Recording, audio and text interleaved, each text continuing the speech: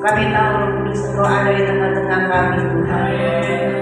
Bukan hanya di tengah-tengah kami, tetapi terlebih di dalam hati kami. Karena Yesus sudah pergi kepada Bapa. Yesus sudah bersama Bapa, duduk di sebelah kanan Allah Bapa. Dia tinggalkan Roh Kudus atas kita yang percaya kepadanya. Terima kasih Tuhan, terima kasih. Kau mengurapi hamba-Mu yang sudah Kau siapkan pada sore hari ini untuk jemaah di tempat ini. Malam terakhir Tuhan, hamba percaya Engkau Tuhan yang baik buat jemaah di tempat ini. Kau buka hati mereka, hati yang keras, dengil, bebal, sombong, dipatahkan, dihancurkan dengan kuasa dari Yesus Kristus. Dan berikan hati yang lembut, hati yang haus dan lapar akan kebenaran. Kebenaran yang mereka ketahui akan memerdekakan mereka. Berapi hamba-Mu yang sudah Kau persiapkan pada malam hari ini. Berbicaralah melalui hamba-Mu. Kau mengambil alih awal hingga akhir. Ini adalah acara-Mu. Ini adalah kebaktian-Mu. Di dalam nama Yesus, hamba berdoa mengucap syukur. Yang percaya katakan amin. Yang percaya katakan amin. Tepuk tangan buat Yesus. Saya tidak perlu bersaksi lagi, semuanya sudah dengar kesaksian saya. Dan saya mau katakan bahwa kita sudah hidup di penghujung akhir zaman. Kita harus tahu bahwa kita sudah hidup di penghujung akhir zaman. Dan iblis tidak akan diam-diam saja. Dia tahu bahwa orang Tuhan lebih cinta kepada manusia. Itu sebabnya dia mencari umat Tuhan. Terlebih dia mencari keluarga. Dia mencari keluarga orang Kristen. Dia mencari umat Tuhan untuk menghancurkan keluarga Kristen dan umat Tuhan. Karena dia tahu bahwa Tuhan lebih cinta kepada umatnya. Kita harus tahu bahwa ketika iblis sebelum dia jatuh ke dalam dosa, dia adalah pemuji Tuhan. Dia adalah pemuji Tuhan di sorga dengan hartanya di dadanya. Dia memuji menyembah Tuhan. Tapi karena kesombongannya ingin menyamakan dengan Tuhan. Aku hendak, aku ingin, mau serupa dengan Tuhan. Sama dengan Adam dan Hawa ketika mereka, Tuhan sudah katakan, jangan engkau makan buah pohon pengetahuan baik dan yang jahat.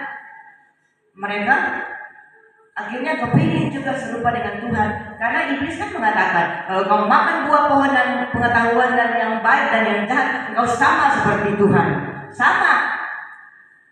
Lucifer juga sebelum dia jatuh ke dalam dosa, dia malaikat. Tapi dia ingin menyerupai, dia ingin sama dengan Tuhan. Tuhan campakkan dia ke bumi. Dan Adam dan Hawa, Tuhan juga tendang mereka dari Taman Eden, keluar dari Taman Eden. Itu sebabnya Tuhan kutuki tanah. Sebetulnya bukan kutuki manusia, tapi kutuki tanah. Itu sebabnya dengan jeripayanya mereka laki-laki mencari nafkah dan dengan sakit melahirkan perempuan merasakan sakit melahirkan. Itu sebabnya kita harus tahu bahwa karena iblis tahu bahwa Tuhan lebih sayang, lebih cinta kepada manusia. Makanya Tuhan kan mencampakkan iblis. Dia pikir tadi sudah dicampakkan. Dia bilang dia mau menghancurkan Tuhan, kan nggak bisa. Tuhan kan maha kuasa. Nah itu sebabnya aku harus gencar mencari umatnya. Aku harus gencar mencari terlebih rumah tangga Kristen. Di sana sini banyak perselingkuhan. Di Surabaya begitu banyak perselingkuhan. Orang Kristen berselingkuh, orang Kristen bercerai. Dan iblis itu bolongnya dengan antikristus juga. Bolo-bolo kan? Antikris juga ingin disembah. Di dalam Wahyu 13 dikatakan antikris kan maunya disembah antikristus. Bagaimana saya supaya bisa disembah? Saya berpikir-pikir gimana antikristus bisa disembah sampai ke seluruh dunia. Gimana dia seorang diri? Masa dia bisa disembah sampai seluruh dunia? Oh, ternyata iblis kan punya antek-anteknya. Jadi kita harus tahu hierarki dari iblis itu punya pemerintahannya juga. Antikristus juga punya pemerintahan. Dia punya antek-antek, iblis juga punya antek-antek. Tapi iblis bolonya antikristus. Itu sebabnya secara fisik iblis juga memakai antikristus. Jadi kita sebagai orang Kristen jangan santai. Kita harus tahu bagaimana iblis ingin disembah. Dia bilang, dia kan tahu antikristus. Tuhan kan omnipresent. Tuhan kan maha hadir. Tuhan maha hadir. Jadi dia itu roh. Tuhan kan roh. Itu sebabnya Tuhan bisa disembah di mana-mana. Antikris kepingin disembah, tapi dia kan bukan roh. Dia kan fisik. Antikristus. Bagaimana supaya aku disembah? Dia pakai apa? HP. Dia pakai apa? Gadget.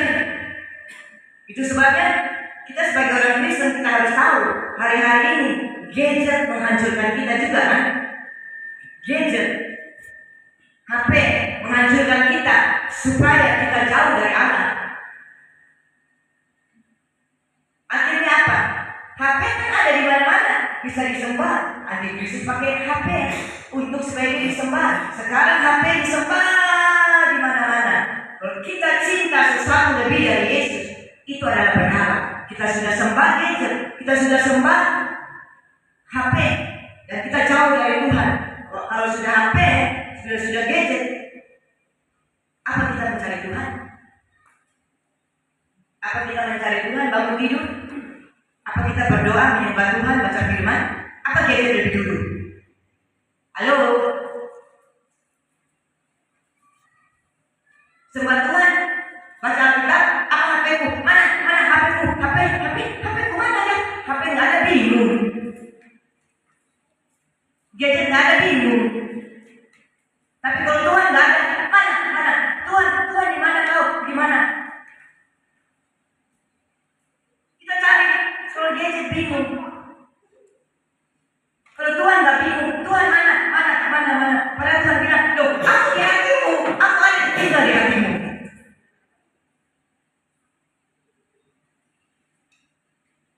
Karena dia adalah roh. Ketika kita percaya kepada Yesus, dia tinggal dalam hati kita. Kita bingung mana Tuhan? Udah kelihatan, Tuhan kan roh. Padahal Tuhan tinggal di hatimu. Tapi Tuhan mana ya? Tuhan mana? Apa kita mencari Tuhan? Tuhan mana? Tapi kalau gadget, kalau suami gadget ketinggalan di rumah, HP ketinggalan, buru-buru sama istri lagi naik mobil, sama istri di depan, gadget ketinggalan, pergi ambil. Kadang istri nggak ada, istri di rumah, dia buru-buru datang ambil HP-nya ketinggalan. Takut apa? Takut istrinya melihat HP-nya ada apa di dalamnya. Halo suami istri, HP-mu dan sama-sama bisa melihat nggak? HP istri dan HP suami, istri bisa melihat nggak? Hah? Siapa yang HP-nya istri, HP suami, dua-duanya bisa melihat? Angkat tangan. Punya suami, istri bisa lihat nggak? Punya istri, suami bisa lihat nggak? Oke. Bisa. Oh, kalau di sini nggak ada. Kalau di Surabaya banyak. Nggak boleh lihat gadget punya. Awas kalau lihat. Makanya kalau ketinggalan kan mereka buru-buru ambil. Takut dilihat istri.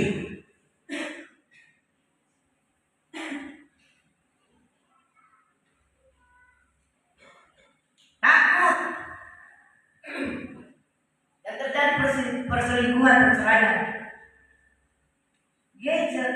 Maka saya bilang di anak remaja, apa namanya? Siapa nggak ikut ibadah?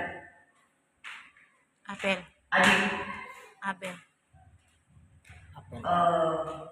Maka saya bilang anak remaja, puji Tuhan. Saya bilang kalian mau apa saja di gadget ada. Kamu buka pornografi, kamu berselingkuh, berzina, apa saja di gadget itu ada. Kamu mau najis, mau ini. Saya ngomong, tapi pelayanan saya karena Roh Kudus yang bekerja, dia datang. Remaja 12 tahun.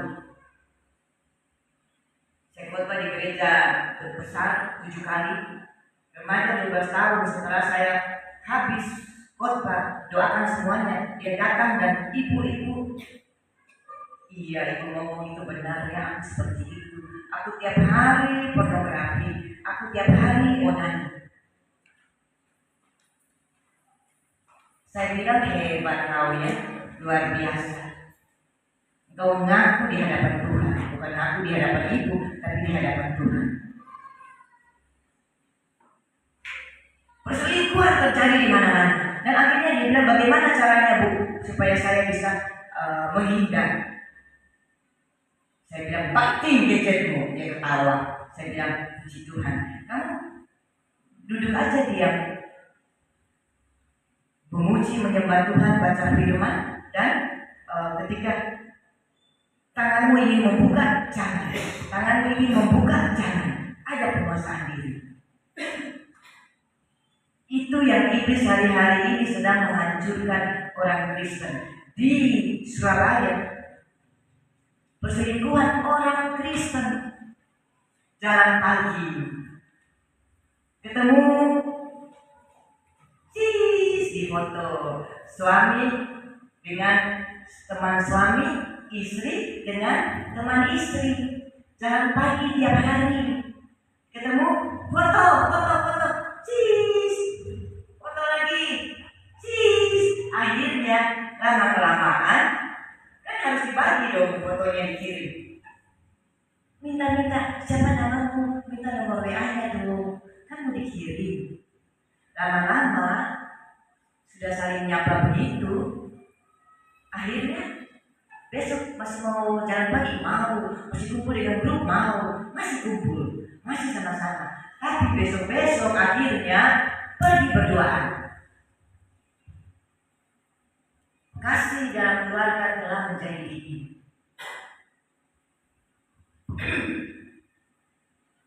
Istri, suami, kasih, kaya, harta berlimpah. Dia punya Mercy, mutiara, berlian, rumah istana, apa saja diminta sama istrinya dikasih. Tapi kenapa istrinya selingkuh? Apa harta menjamin? Harta tidak menjamin. Tuhan bilang di Matius, kesusahan sehari cukuplah untuk sehari. Jadi kalau kita pontang-panting malam jadi pagi jadi malam, cari uang berlimpah-limpah. Tapi kalau hidup kita binasa gimana? Harta tidak menjamin. Tapi kasih di dalam keluarga, kasih Kristus di dalam keluarga, itu yang menjamin rumah tangga rukun dan bahagia. Amin. Berlimpah kekayaan, berlimpah dengan semuanya. Orang Kristen berselingkuh, kenapa? Suaminya sudah kasih uang, sudah kasih berlian, sudah kasih mutiara, sudah kasih rumah gedung, tapi istri tak puas. Apa istri mau ditinggal begitu saja dengan harta benda berlimpah-limpah, terus kamu pergi kerja nggak pulang-pulang, yang penting makan buat anak, buat istri. Ternyata kau di luar selingkuh, istri juga selingkuh dan akhirnya harta tidak menjamin.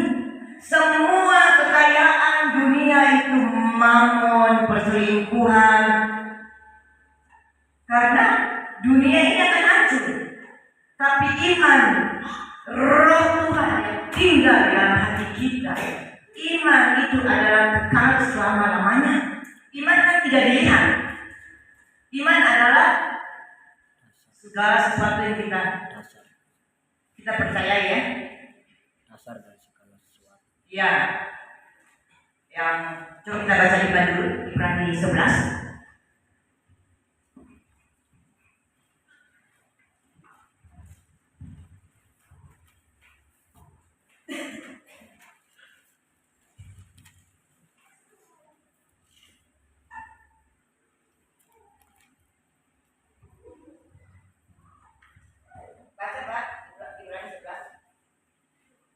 Ibrani 11 ayat 1. Iman adalah dasar dari segala sesuatu yang kita harapkan dan bukti dari segala sesuatu yang tidak kita lihat. Iya. Iman adalah dasar dari segala sesuatu yang kita harapkan dan bukti dari segala sesuatu yang tidak kita lihat. Jadi iman itu yang adalah kekal. Iman itu adalah roh. Iman itu adalah pribadi Yesus. Iman itu adalah roh yang kekal, yang tidak kelihatan, tinggal ketika kita percaya kepada Yesus. Roh Allah yang tinggal dalam hidup kita, di dalam hati kita, menyatu dengan kita. Kita kan sebetulnya adalah manusia roh. Jadi iman itu kekal. Yang jasmani, yang mamon, harta benda, seks, perselingkuhan, cinta dunia, cinta harta, cinta perempuan, nafsu, birahi, itu akan hancur karena yang dunia itu sementara. Akan hancur dan dunia ini, bumi ini akan hancur menjadi neraka, menjadi belerang api. Itulah dunia. Tetapi iman kekal selama-lamanya, surga. Amin. Jadi kita harus tahu sebetulnya kita ini adalah manusia roh. Ketika kita percaya kepada Tuhan, roh kita yang diperbarui kan. Tadi rohnya saya mati ketika berjumpa dengan Yesus. Kan jadi hidup. Yang tidak mengerti Tuhan, latar belakang muncul, latar belakang sembah-sembah berhala, kelenteng, mama papa kelenteng. Mati dong. Dosa membuat hati kita itu tumpul mati, nggak bisa kan. Makanya kan saya bilang kemarin, itu terjadi perceraian kan, perpisahan antara manusia dan Tuhan. Bercerai itu kan hatinya mati, hatinya tumpul, nggak bisa lagi dengan Tuhan bicara. Dan hancur semuanya itu. Makanya saya bilang kita harus punya iman yang dahsyat, karena iman itu kekal selama-lamanya, surga. Dan kita seharusnya kita harus tahu bahwa kita adalah manusia roh. Tadinya mati, ketika kita dihidup, ketika kita percaya kepada Yesus sebagai Tuhan dan Juru Selamat pribadi, roh kita hidup. Ketika Tuhan panggil saya berjumpa dengan Tuhan, itu mau mati bunuh diri nggak jadi, karena anak meninggal sebelum pancing ke Makassar. Akhirnya saya stres, depresi sampai gila. Itu ya, kalau mau mati. Ketika saya berjumpa dengan Tuhan, latar belakang muncul, gak pernah ke gereja. Kenapa? Tuhan panggil nama saya 3 kali, Punce.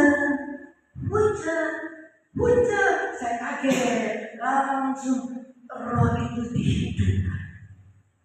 Yang tadinya mati hidup kembali. Seperti Yohanes 3 kan dikatakan Nikodemus bilang, Tuhan dia bertemu dengan Yesus. Yesus bilang, kau harus lahirkan dari air dan roh. Air adalah firman Tuhan yang saudara dengar, dan roh adalah roh Allah, adalah Roh Kudus.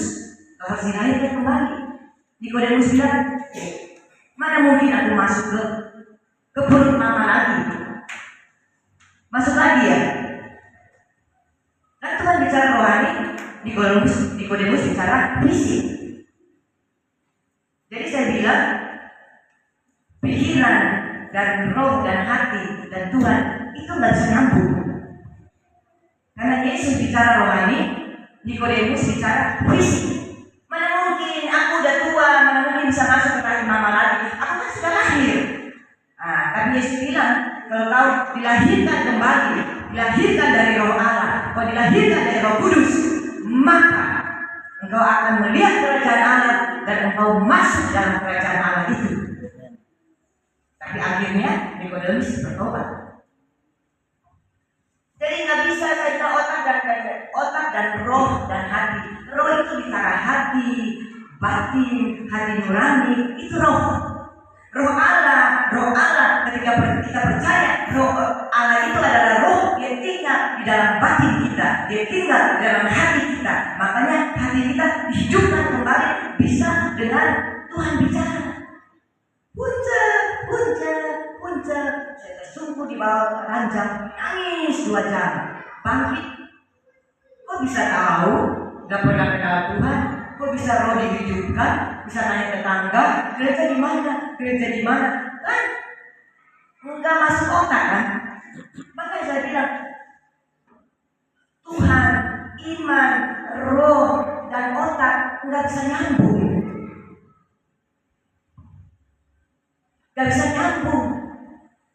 Roh dihidupkan, gak pernah ke gereja, latar belakang penguju, sembah berhala, kok tiba-tiba bisa tanya tetangga, gereja di mana? Kan roh dihidupkan kan? Jadi roh kita dihidupkan. Jadi Tuhan berbicara saat itu, Tuhan panggil punca. Nama taklim saya ini kan nama baptisan, nama samaran, tapi nama asli saya punca. Tuhan selalu panggil kita dengan nama asli, bukan nama samaran. Jadi waktu mama melahirkan saya dikasih nama punca, panggil 3 kali, saya bangkit. Dan itu tiba-tiba semua berubah. Yang gila, yang stres, depresi, semua diangkat Tuhan, dipulihkan, langsung menjadi seger. Dan malamnya juga saya sedang baring-baring aja gini. Tuhan perlihatkan anak saya di sorga. Mama, Ronald enak di sorga. Anak 2 tahun, dia 2 tahun. Mama, saya enak di sorga, Ma. Jangan ingat-ingat saya ya. Saya kaget, padahal saya belum tidur. Siangnya ketemu Yesus panggil nama saya, hidup kembali roh saya. Malamnya jam 7 baring-baring, baru baring-baring. Langsung anak saya dari sorga. Mama, jangan pikir-pikir Ronald ya. Ronald enak di sorga. Ada amin. Sorga enak, nggak ada tangisan, nggak ada seks, nggak ada perselingkuhan, nggak ada penderitaan, nggak ada tangisan. Sorga orang lain, ya kita nggak tahu. Sorga orang lain banyak bidadari. Tapi kalau kita, sorga Tuhan kita, sorga penuh dengan kemuliaan, penuh dengan kekudusan. Amin.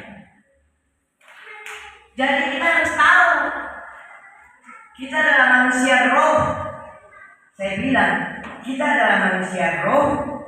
Jadi kekristenan itu bicara rohani, bukan fisik. Fisik ini semua akan hancur. Dunia, bumi akan jadi seperti belerang api. Kita adalah manusia roh. Makanya waktu pertama kali saya berjumpa dengan Tuhan, kan saya dengar di kuping. Dan Tuhan kan ajaib.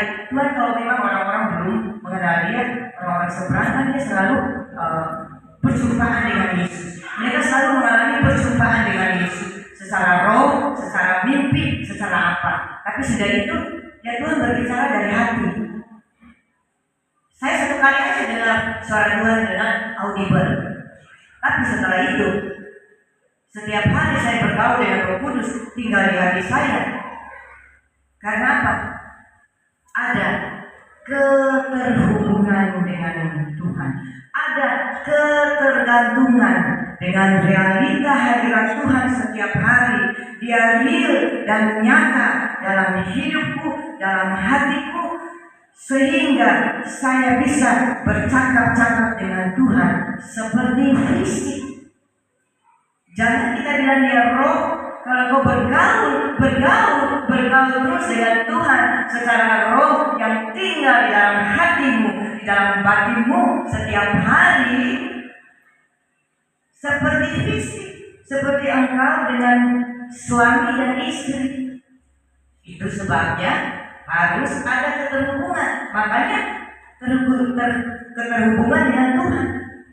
Makanya kan Tuhan bilang, bangsaku memuliakan Tuhan, tetapi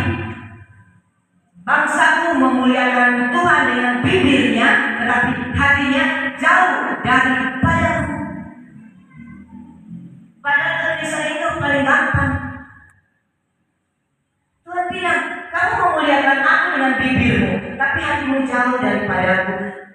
Ayolah, itu kamu datang berikan hatimu, datang kepadaku dengan hatimu, datang kepadaku dengan segenap hatimu, cinta kepadaku. Aku hanya cari hati, bukan fisik. Aku tidak melihat fisik, tetapi aku melihat hati.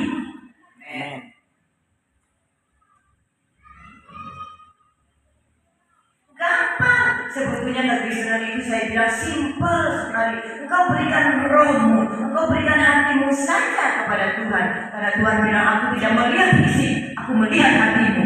Itu sebabnya engkau jangan memuliakan aku dengan bibirmu, tetapi engkau harus memuliakan aku dengan hatimu. Berikan hatimu, cintailah aku dengan segenap hatimu. Aku cuma cari hati yang haus dan lapar akan kebenaran. Kebenaran yang engkau ketahui akan memerdekakanmu. Jadi kekristenan itu simpel. Aku manusia roh, roh hati, batin, punya jiwa. Jiwa itu apa? Aku mau, aku rasa, aku ingin, aku mau punya rumah mewah, aku mau mobil Mercy, aku mau harta, aku mau berlimpah-limpah kekayaan. Tapi buat apa aku jauh dari Tuhan?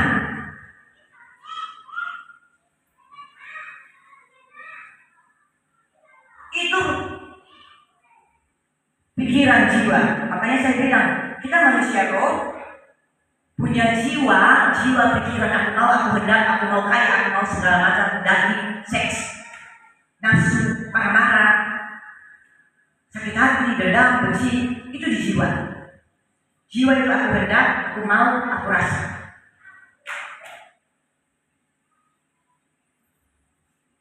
Manusia roh punya jiwa, tinggal dalam tubuh kita. Tubuh ini kan kemah, hancur.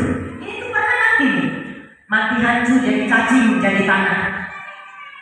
Tapi roh yang Tuhan hembuskan nafasnya,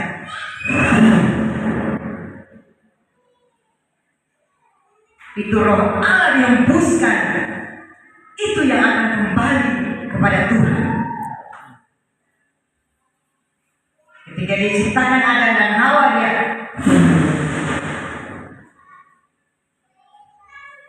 itu yang kembali kepada Tuhan, yang kekal selama-lamanya, roh. Itu sebabnya ketika Tuhan hembuskan nafasnya kepada kita, kita kan manusia roh, punya jiwa, tinggal pada tubuh. Roh kembali kepada Tuhan, jiwa dihakimi oleh Tuhan. Ya, aku mau, aku rasa, aku mau, aku hendak, seks itu dihakimi.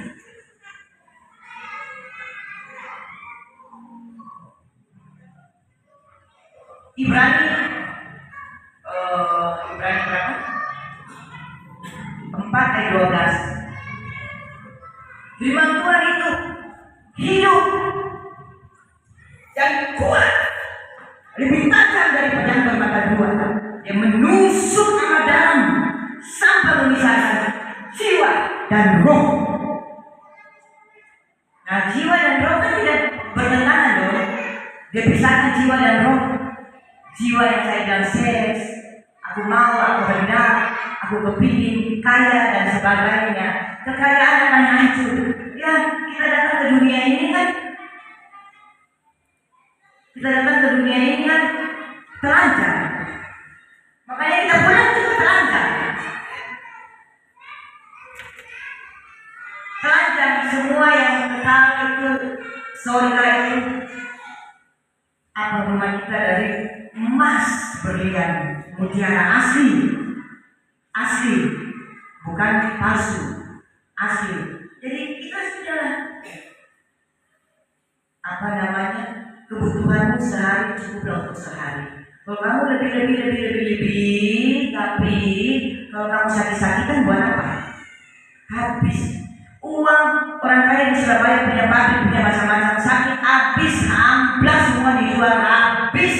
Isinya sekarang jual nasi pecel.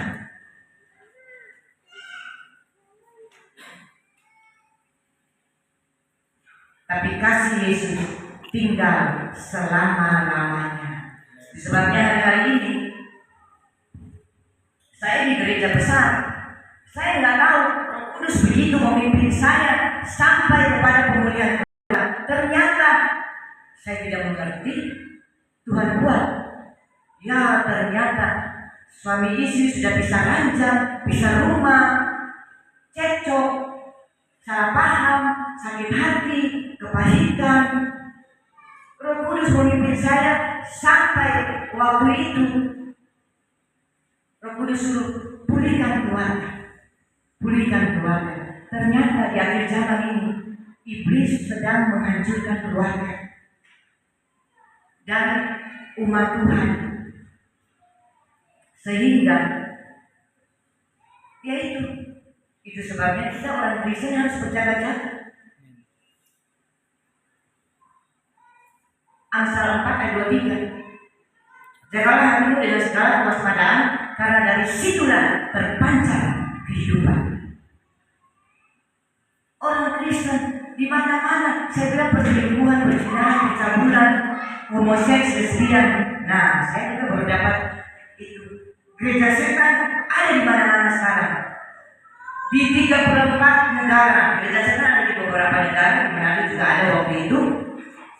Dan saya dapat kiriman 34 negara dilegalkan dengan homoseks, lesbian bisa kawin, disahkan, dan incest.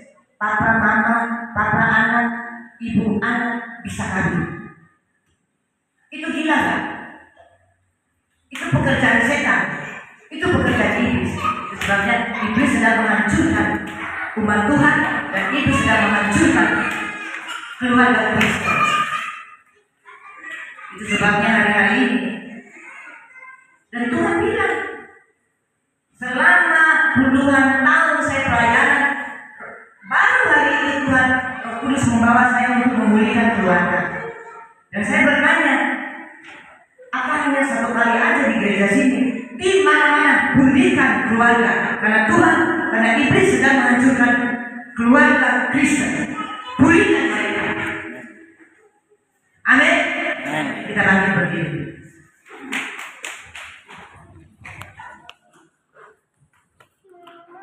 Saya mau undang semua keluarga maju ke depan. Karena iblis sedang menghancurkan keluarga Kristen. Salah paham lah, sakit hati lah, ngomong ini udah salah, udah sakit hati. Dia menghancurkan umat Tuhan, keluarga Kristen. Maju ke depan pujian. Oh ya sudah, nggak usah. Semua keluarga maju ke depan. Nanti saya nyanyi sendiri aja itu. Keluarga suami istri maju ke depan. Iblis sedang menghancurkan suami istri.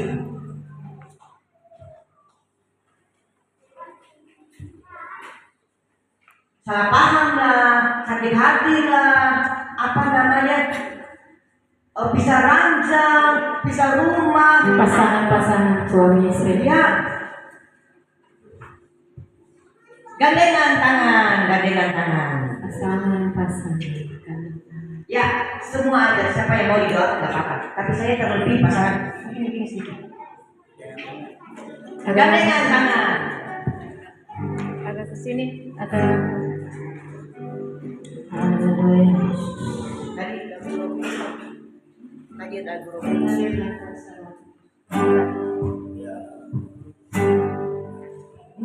Mengalirlah kuasa Roh Kudus. Maju ke depan, istri belakang. Mengalirlah Maju. di tempat ini. Maju semuanya. Gandengan tangan. Mengalirlah, oh Roh Gandengan yang kencang. Mengalirlah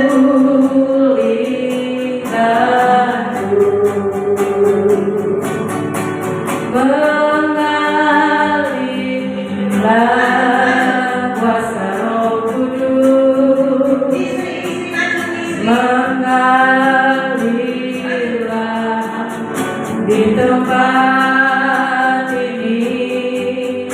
mengalirlah